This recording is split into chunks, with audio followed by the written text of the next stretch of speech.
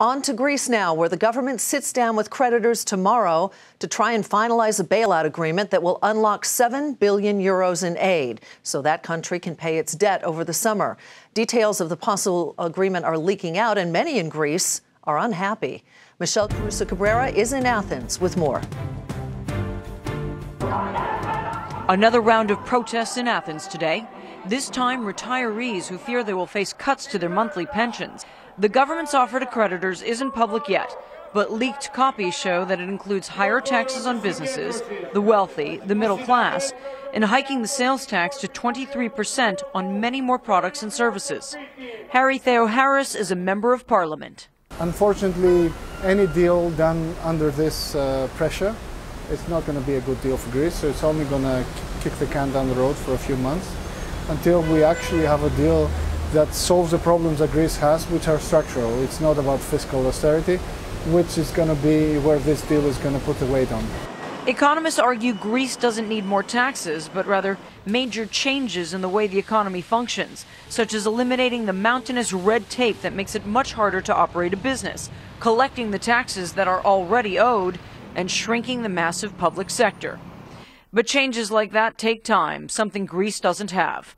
It needs bailout money, and soon, so it can pay back the International Monetary Fund and the European Central Bank this summer. As details of the proposal emerge, the country's Prime Minister Alexis Tsipras faces criticism for failing to deliver on his election promise, an end to austerity. Yale political science professor Stathis Kalivas says there is a silver lining, though. After going through 4 governments in 5 years, there are no parties left that can make that same undeliverable promise. Everyone, with the exception of the fringe parties, the neo-Nazis and others, everyone will have been tried at the government helm, and so they won't have the opportunity as opposition to claim they're going to do things that they cannot possibly do. They're not going to have the excuse anymore. Don't tell that to these pensioners who defend the fact that the average retirement age of a government worker is currently 56. Private sector workers 60, something that is likely to change in an effort to lower the cost of the pension system. This former bank worker says many of his colleagues retired at the age of 55.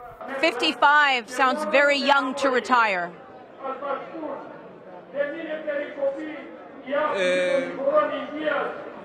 For women, I cannot say that, because the most of the women in Greece work in a very hard environment. Which boss can keep somebody to work 65 years old? Everybody's are looking for new people. The next 48 hours could be decisive. There are a whole series of meetings where the leaders of the other European countries, those are Greece's creditors, look over the plan submitted by the Greeks and decide whether or not they've made enough concessions to get the bailout money they need to keep paying their bills this summer. Just as this government is being criticized for the concessions that it's making, those leaders as well face criticism back in their home countries. Why do their taxpayers have to foot the bill for the Greeks once again? For Nightly Business Report, Michelle Caruso-Cabrera, Athens.